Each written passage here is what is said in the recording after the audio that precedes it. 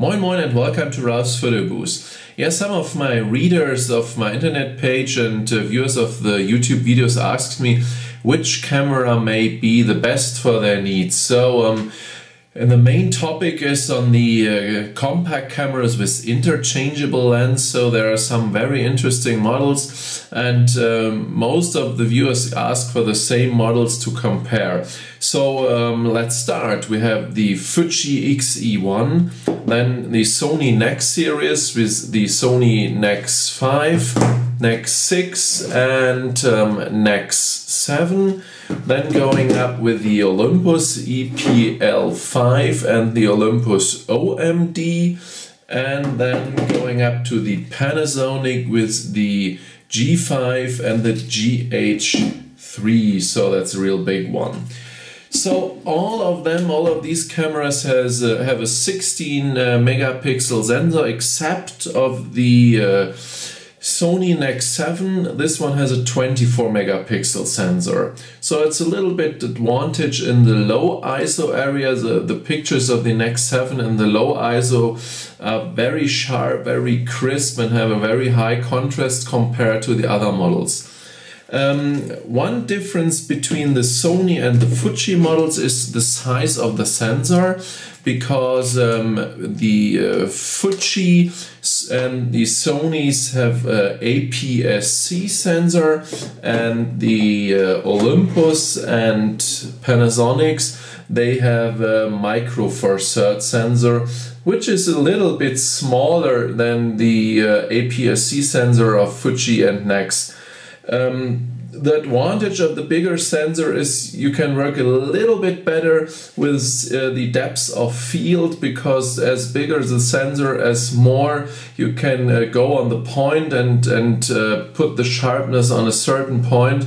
As smaller the sensor, the bigger the depth of field is getting, and so the bigger sensor might have a little advantage against the micro four third cameras. So the next point is the viewfinder, and the viewfinder, for me, it's a very important feature, because in the bright sun, when the light is very bright, the most of the displays you can see very good when the sun is on it. So the NEX5 is one of the cameras without electronic viewfinder, and the EPL5 from Olympus has also new viewfinder built in. But you can buy an extra viewfinder, which comes on top of the camera on the flash shoe. It's not only a flash shoe. You see these little contacts here. So you can put some of the accessory parts from Olympus on the camera, and so you can put an electronic viewfinder on the EPL5 too. All the others, like the NEX6, NEX7, and the both Panasonics, and for sure the Olympus OMD, has an electronic viewfinder. The quality of the electronic viewfinder of all these cameras is almost the same. They have a very high resolution. They have a clear and crisp picture. In this camera class, the viewfinder is very good. The electronic viewfinder is very good, and a high quality viewfinder. So the only thing is the Fujifilm X-E1, the viewfinder is not as smooth when you look through. When you make a turn with a camera, it's not a very smooth picture. It's a little bit shaky. It's like the frequency is a little bit too low, so it's not as smooth as like with a Sony NEX7, or for sure with the big one with the Panasonic GH3. But I mean, it's not the big difference, but you should know this.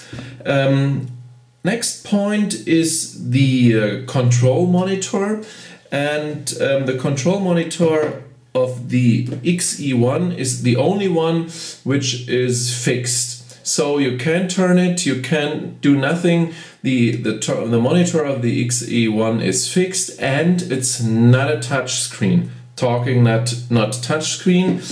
I don't know why, but the Nex 7 and the Nex 6 are also no touchscreens. I don't know why, because the Nex 5 has a touchscreen. So that's amazing. The cheaper camera has a touchscreen, and the cheaper camera has also a very nice turnable screen. You can turn it up like this, so you can see yourself when you take a movie or take pictures. You cannot put it you can put it like this. So I like it very much. I like the control monitor of the Nex 5 much more than the one of the Nex 6 or Nex 7. It goes up only like this, and this you can't turn it up, so you won't see yourself, and it's not a touchscreen. I don't know why, but Sony didn't build a touchscreen in the Nex 6 and the Nex 7. The Olympus, both of the cameras have a touchscreen and both are turnable. The only difference is the EPL5 one is you can turn it up like the Nex 5. You can see yourself when you take a movie or you take pictures. And the one of the OMD, you can turn it up, but you see this bumper for the electronic viewfinder. It's like the former pentaprism in the analog cameras. So it's very difficult to build a display which goes up this high. So yeah, you can turn it like this and turn it like this, and again it's a touch screen. Yeah, and the third way is the one of the Panasonic. You can turn the screen like this and down and up, and for sure you can turn it down this way, so it's like a normal control monitor in the back. And the same thing is here with the GH3. You can turn it also like this. One advantage of the GH3 and the G5 is when you turn the monitor out like this and you look through the viewfinder, through the electronic viewfinder, you can put your thumb on the screen and move your thumb on the screen and move the autofocus point on a certain point you want. So if you look through the viewfinder and you have an object which you want following, like a dog or child or I don't know what, you can put your thumb on the screen. The screen is dark, so you have the picture in the viewfinder, but the screen is dark. But you can move your thumb on the screen and you will see the autofocus point in the electronic viewfinder. So both the G5 and the GH3 have this option, and I like it very much. It's very nice if you have an object which you want following. My dog is running around at the field, at the field or at the city. I can follow him and take the pictures when the focus is on the point, so it's very easy to follow. I like this feature very much. So this is the advantage of the Panasonic cameras. If you look for lots of function, lots of features, lots of programs, then you shouldn't buy the X-E1, because the X-E1 is the camera for the enthusiastic photographers which want to go with aperture and shutter speed, and that's it. They don't want to go with hundreds of programs for sport, portrait, landscape, and all the stuff, children, food. There are lots of programs you can find at the other cameras. The X-E1 is at the bottom. There's only aperture and there's only shutter speed, and you can change both of the automatic mode. So that's the only program you have in the camera, nothing else. So you should know how to work with this camera. You should know how to set aperture and time in a certain situation, and you should know how to work with this camera. If you are a photographer who wants to go out and point and shoot and do nothing and don't think about it, just go out and take pictures in the sun and in cities, and so you should know how to work with this camera. It's not as easy as like an with the OMD, where you have lots of programs, and with the Sony, they have also lots of programs. The Panasonic for sure also. So you have a lots of programs you can change between. That you have portrait and everything you want. I can show you little examples. What programs you have. You see here we have high key and low key. Yes, so it's in German, for sorry. But you see there are lots of programs you can choose between, and so the Olympus, the Sonys and the Panasonics have lots of programs and lots more to explore in the camera than the X-E1. So another point is the art filters. The art filters, I think the Olympus has the most art filters in this compared with these Sonys and the Nexon, the Nex from Sony and the Panasonics. They have lots of art filters. You can change the setting of each art filter just by going here. You see there are some more settings you can do. So yeah, the Olympus has lots of special effects, lot of picture effects, and you can set lots of things at the Olympus to give your picture a certain style. And I think the Olympus is best if you like to play around with different styles, nostalgic, and all these nice features. Next point is the video function.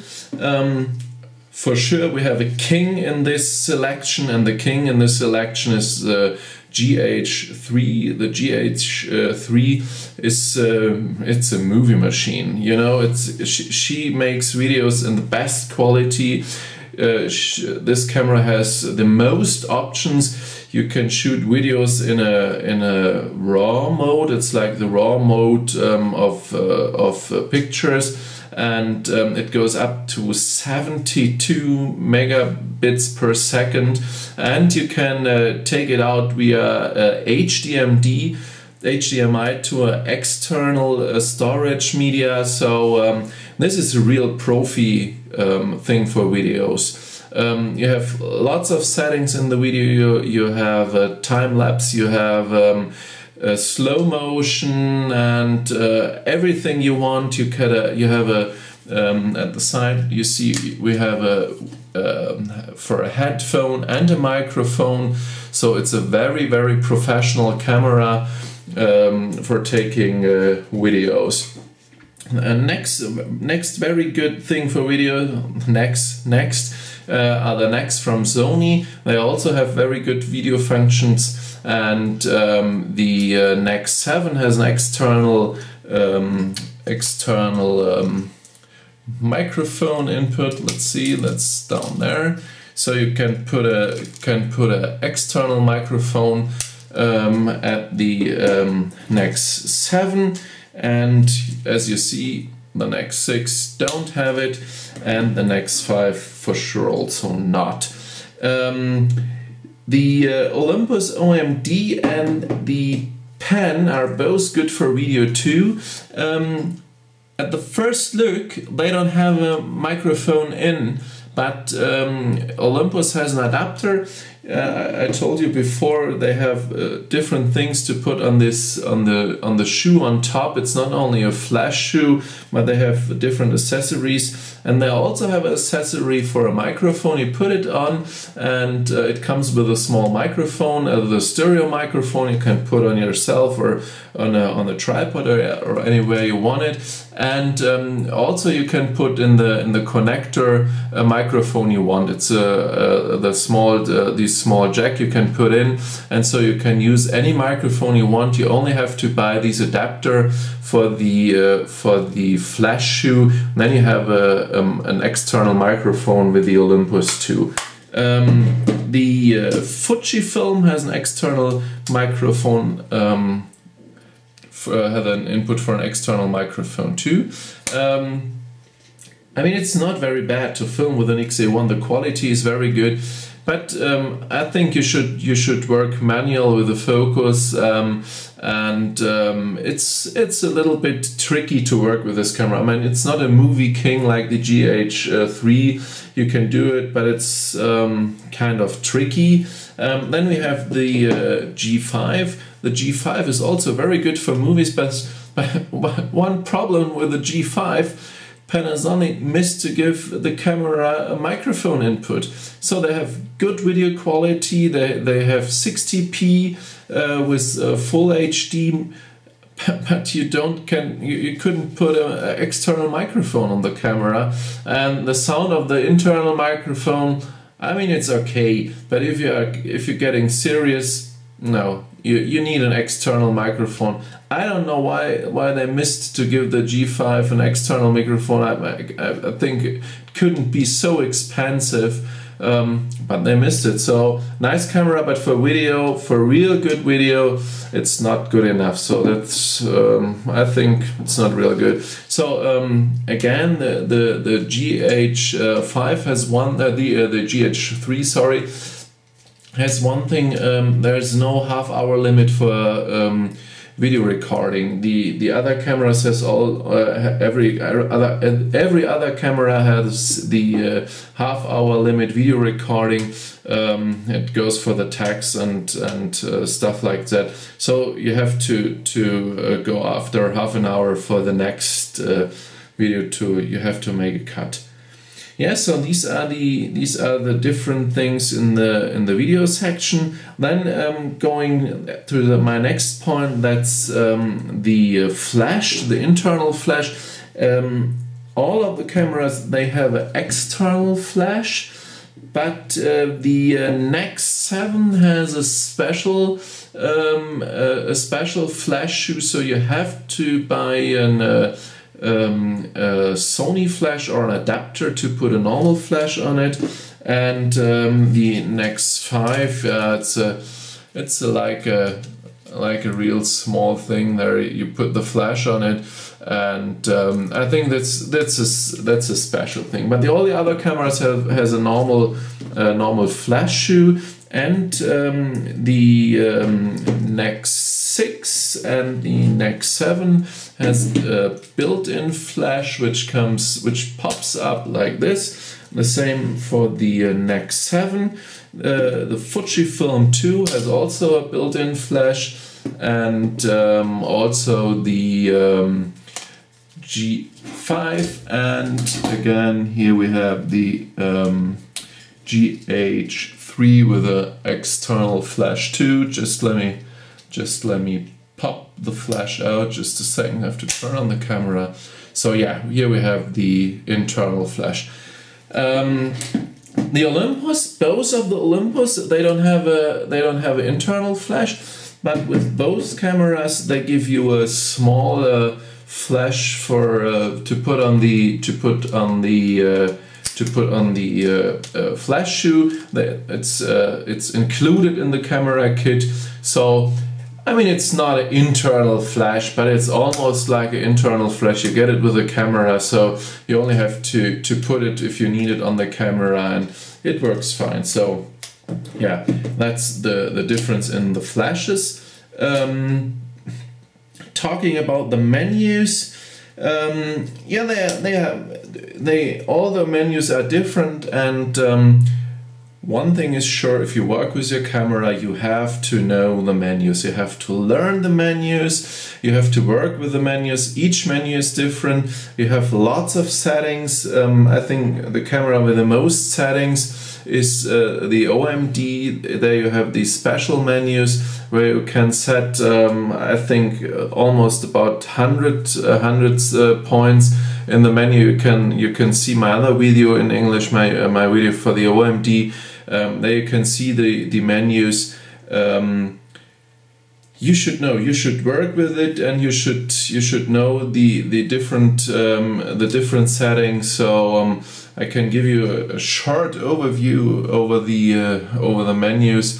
This is the normal menu, and then you go to the special menu. It's in German now, but you can imagine how many points you have. You see we're at the point D, E is coming now, and then we go to F, and then we go to G, and it goes up till K. So you see, there's a lot to do, and all the other cameras has the same. In my opinion, the one of the nicest menu, and the menu which is very easy to understand, is the menu of the Fuji, because it's very straight, it's very clear. You have here the points to go down, and so you go page for page down, and that's it. And it's very easy to understand. You don't have different points. I show you later on the Sony menu. There you have different settings, different points, and all the time I don't know in which menu I have to go to change a certain setting of the camera. So I don't like now. For me, the Sony menu is the most difficult to understand and the most difficult to work with. So I like the Fuji menu, and even if you're not in the menu, but you want to take pictures and change the settings for the picture, there's this Q button, and for quick menu, if you press the Q button, you have this nice overview, and you can go to the point you want to change, and then just turn the dial, and you can change the setting. The Olympus has almost the same. They have a point that's almost like this, and I'll show you in the program mode. If you go on the camera and you push the info button, you see there's an overview of the different settings. You can go with these 4-wheel button to the point, or you can just tap with your fingers on this point, and then turn the dial, and then turn the front dial. It's a little bit bright, so you see better, and then you turn the front dial to change the setting. So I like this very much, and it's also easy. The Panasonic, I mean, that's nothing special. It works fine, and it's easy to understand. It's no tricky menu. I can show you how it looks. Just a second. It's also a touch menu, so you see they have the overview, and there you can go to a setting where you want to go, and then just tap on it, and it's straight and it's clear. So I think it's also easy to understand, and also if you want to change the settings, you have these quick menu here. Just go to the quick menu, and then you can navigate through the different points, go down and change it. So it's easy. You can use the touch thing. You can change it also by touching the screen. So the Panasonic is also okay. Yeah, coming to the next menu. See the next menu. That's what I'm talking about. You have these different menu points. And I don't.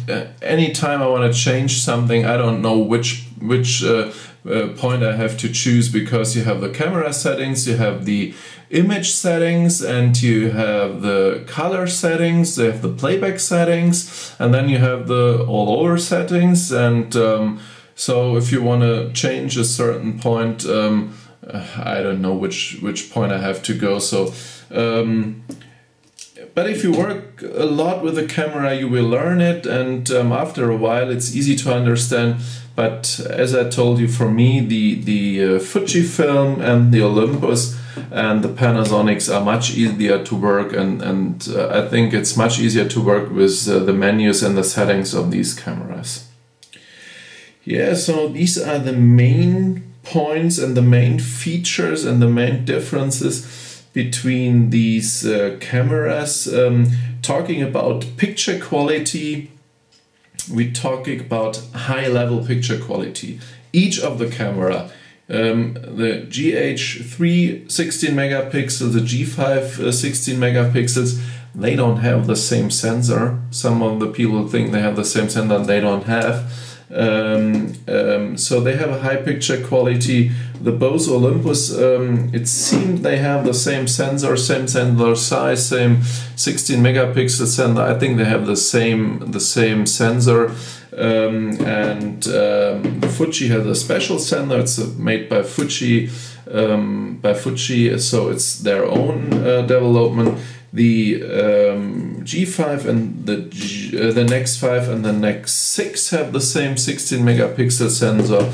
Only the Nex 7 has the 24 megapixel sensor, as I said before. And I think the Nex 7 has the best picture quality in low ISO. If you go to like 800 ISO, the Nex 7 will have the best picture quality. Going up to the next ISO level, there's one winner for sure, and that's the Fuji X-E1. Even at 6,400, 12,800, Fuji gives you a perfect, clean, crisp, and fantastic picture. No other camera in this field, in my opinion, comes close to the X-E1 talking about high ISO. I think the X-E1 in high ISO is the best camera in this field compared with its other companion. So in high ISO, the X-E1 is the winner. Even in the low ISO, it comes very close to the Nex 7. I think they are both equal in the low ISO quality. And then all the others, they are on a real high level. There, between every camera, there are differences. One camera has a little bit more detail, the other has more contrast. The noise at the one is better at the other. So they have a real high quality, and they are on a real high niveau. So I think it's a personal opinion. You have to look for the pictures. I have test pictures on my Flickr account. You should go there, and then you can compare the picture quality by yourself. I have the ISO steps, so you can compare it by yourself. That's easier than I say my opinion. It's only my opinion. So yeah, so these are the main difference. You see the GH3, I have the GH3 with these external battery pack that gives you a lot of power for video and for taking pictures. The only camera which also has an external battery is the OMD. There you can put also, you see there's these connector under the camera.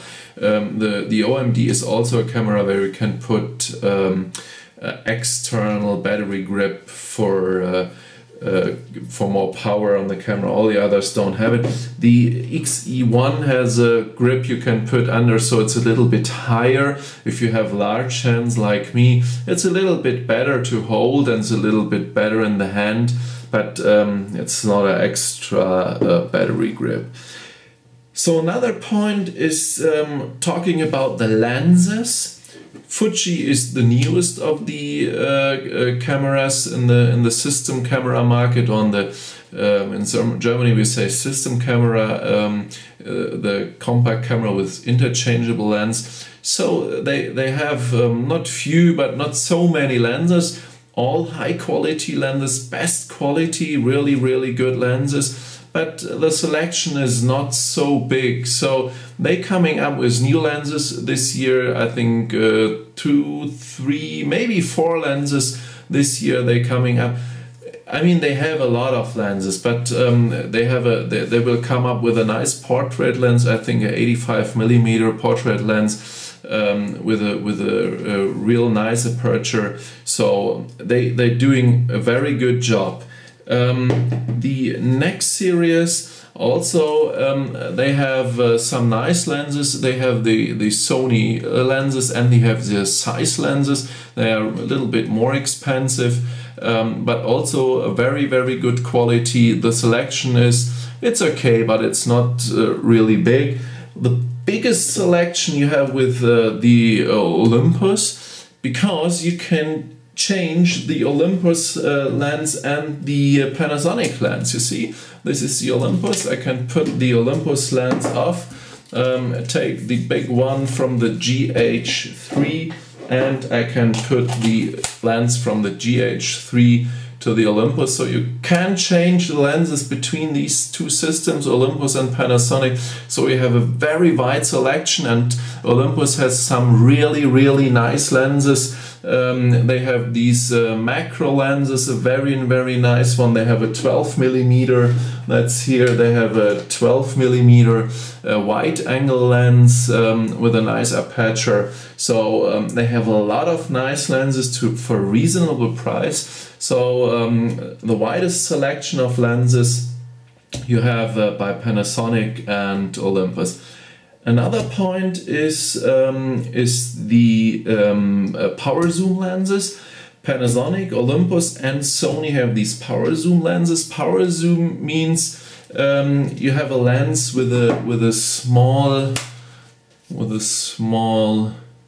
you see here, for tele and wide angle. So you don't have to turn the ring for zooming, but you can put your finger on it. I'll show you if I turn the camera on, and then I put the finger on it, and the lens will come out and in for wide angle and tele function. The reason why they have it, because if you take movies and you look through the camera and hold the camera firm, if you have to turn, like with this big lens, if you have to turn for zooming, you see the camera is shaking, you cannot hold it very steady and firm. So, and if the way is very long for zooming, you cannot hold the camera firm. So that's the reason why they have these power zoom lenses.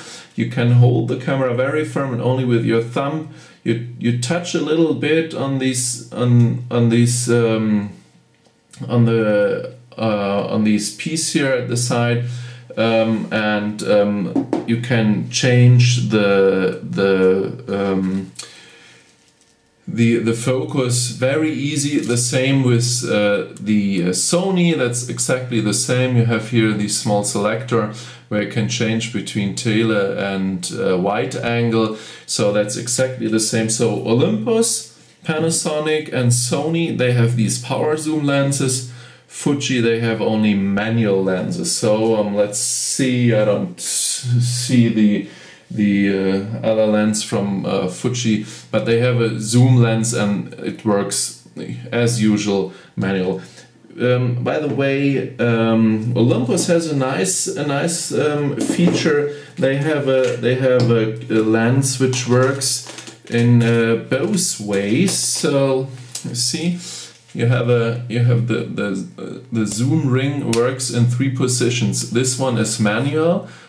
The next position is electrical, and then you see here the macro button. You push the macro button and move it in the front position. Then you can't turn it, but you have the macro position. So this is a real nice thing. Another point for the Olympus, by the way, I have the camera now in the hand. Another point is it's water and dust resistant. Also the lens, so you can use it in a rain shower without any problems. I've done it by myself. I put the camera on the sun sniper strap and walked around in the forest while it was raining. So that's absolutely no problem. Also the GH3 is also I think, I don't know if it's really good for rain, but it's sealed, so it's a little bit rougher than the other cameras. Yeah, I think I told you the most important features and the most important things about these system cameras, and I compared the most important things, so you can make up your opinion by yourself. You can choose your camera which fits your needs best. Everybody has a special need. Everybody has special themes for photography, what he likes most, or macro landscape or something else. And you should buy a camera which fits your needs almost perfect. You won't get the camera which fits all the needs. You won't get the camera which is the perfect for every situation. Even if you go up to a DSLR camera, no, also DSLR cameras have different points which are not as good as on a system camera. So make up your mind, make your own opinion. You will see some other YouTube videos on my YouTube channel where you can see most of the cameras in a single video, where I show the camera in a single video, so you can compare it a little bit better if you see my videos. Yeah, I hope you enjoyed my little review, and I hope it helps you a little bit out to get the best camera for your needs. Yeah, thank you for watching me. Come back again to my YouTube channel and watch me on my other videos. Lots of videos will come in the next few weeks. We have the Fujifilm X-E1 which comes up next. So yeah, come back again, and till now, bye bye and moin moin.